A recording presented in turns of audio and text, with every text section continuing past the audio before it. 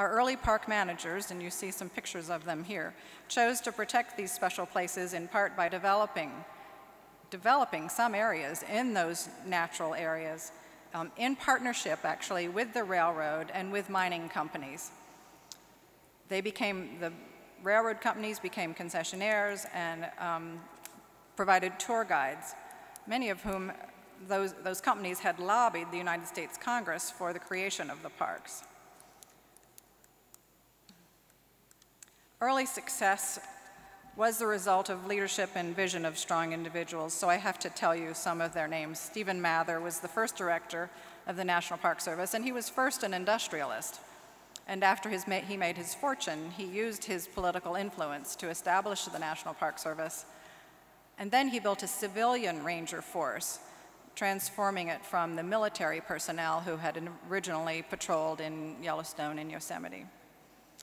Horace Albright was superintendent of Yellowstone and later the second director of the National Park Service, advised in his farewell address in 1933, and something we still listen to, says, "Do not let the service become just another government bureau. Keep it youthful, vigorous, clean, and strong." Wise words.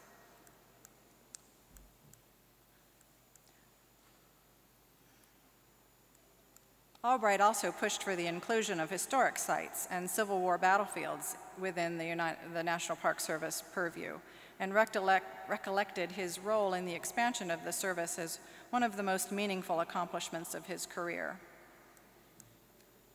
Congress from the 1930s through the current time has multiple times expanded the reach of the National Park Service to include the construction of memorials, and this is the Jefferson Memorial in DC, and designation of national seashores, national recreation areas, places of conscience, and heritage areas. In addition to actually managing federal land, the National Park Service manages several programs that help expand the web.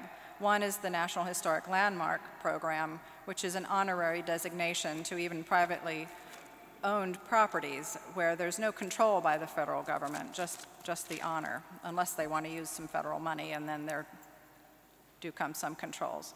And then in 1966, the National Park Service created the National Register of Historic Places, which broadened the effort to identify, evaluate, and protect places of local and state significance, and then set up state offices and gave various state offices money to run their programs. The establishment of Independence National Historical Park is a story of partnerships that preserves, and as we say, interprets, 54 acres in downtown Philadelphia and 44 historic and public buildings. We do have an accredited museum program and collection, and of course, Independence Hall is a World Heritage Site. Federal, city, and state governments cooperate to make this park possible for patriotism and to benefit the economy. Here, we formed the first Friends group ever in the National Park Service. It's called the Friends of Independence, and it's a separate nonprofit created with the explicit goal of supporting the goals and mission of the park through fundraising and volunteer training. It's once again the story of a strong and innovative leader, Hobie Kaywood, who worked enthusiastically to build, in a really run-down section of Philadelphia, a coalition of neighbors, businesses, political leaders who supported historic preservation and the celebration of national icons in Philadelphia. So the park really is the cornerstone of the tourism industry in Philadelphia. We charge no admission for these buildings, and this was the focus, of course, of the nation's bicentennial program in 1976. We have turned to other partners to help us with some of the programs that we do as the demand for services has increased, to offer storytelling benches, living history actors, after-hours tours, some of which do have a fee. The National Park Service web includes partnerships with organizations to preserve and protect. Oh, well, that's Carpenter's Hall and some of our partners group. We have partnerships with other organizations to preserve and protect our open lands and rivers outside the boundaries of national parks. We have assistance programs that operate through grants to heritage areas. We have a land and water conservation fund that provides funding for critical parkland acquisition. It also gives money to state agencies and local communities that has preserved nearly 7 million acres of land and has underwritten the development of more than 37,000 state and local parks and recreation projects. Recently, our director has established a landscape conservation cooperative to try to work on whole ecosystems and deal with migrating species in response to climate change. We have park-based international partnerships from Maine to California, sister park relationships between Chinese mountain parks and NPS mountain parks. This is, yes, Yosemite. And Philadelphia is a sister city with Florence. It makes me very happy to be here. I have more details on the economic aspects, but I see I'm going to go over. I've given you a little bit of that, but we have 25,000 people. Our entire budget is just about $3.2 million appropriated from Congress for salaries and for construction projects and other things. I can speak to you about my local economic benefits in Philadelphia, but I did want to emphasize that we also realize that there's a great return on investment in terms of education, and many partnership programs focus on training and employing youth for environmental, historic, or preservation careers. We are trying to reach out to inner city children and to more culturally diverse audiences, people who may not have known about the National Park Service or considered a career with us, or may not even think that the history that we have, even in the cradle of liberty there in Philadelphia, actually belongs to them.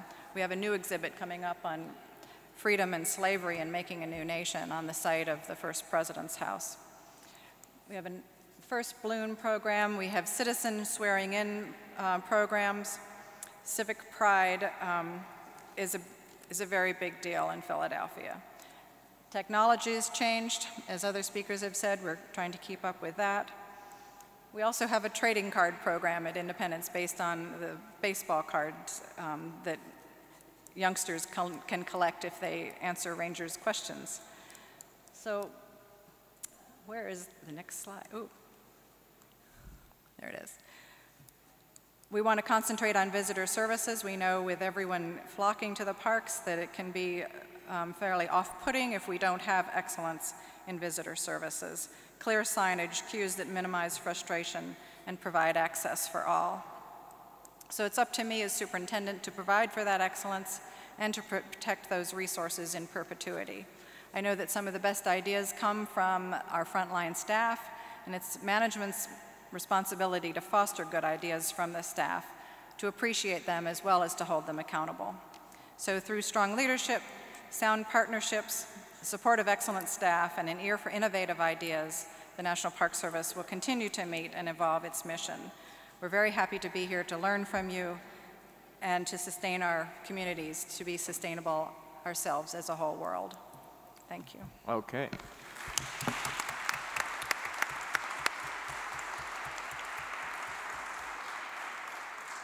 Grazie al Sovrintendente McLeod. Ora so che volete tutti il caffè, però vi consiglio di stare seduti, perché se Mark Oliver Wale, l'ultimo relatore, parla nello stesso modo in cui organizza le mostre, vale la pena sentirlo, perché come ha detto Marco Resca, quello che è contemporaneo oggi diventerà classico domani, e quindi Mark Oliver Wale, che è il direttore del Palais de Tokyo a Parigi, è uno dei più grandi curatori di mostre di arte contemporanea, quindi vale la pena sentirlo.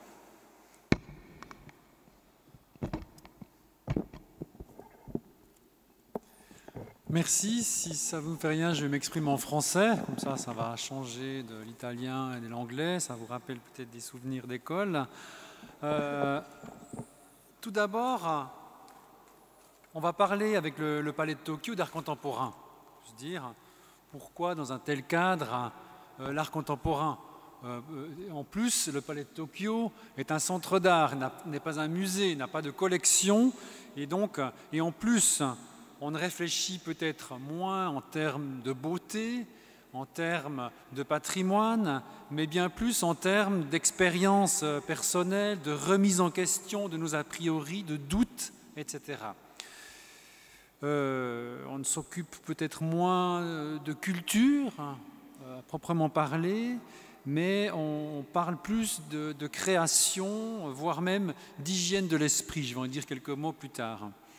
Quelle est donc l'importance, surtout dans un cadre tel que celui-ci, l'importance d'un lieu comme le Palais de Tokyo dans le paysage artistique et culturel d'une ville comme Paris? Mais déjà, avant de rentrer dans le vif du sujet, j'aimerais dire de quel art contemporain parle-t-on? Parce que ça, c'est important. On me dit, oui, vous adorez l'art contemporain, vous êtes un défenseur de l'art contemporain. Et je dis, moi, le 90% de l'art contemporain ne m'intéresse pas. Voilà, bon, et il faut être clair. J'entends, il y a art contemporain et art contemporain. L'art contemporain revêt de multiples identités.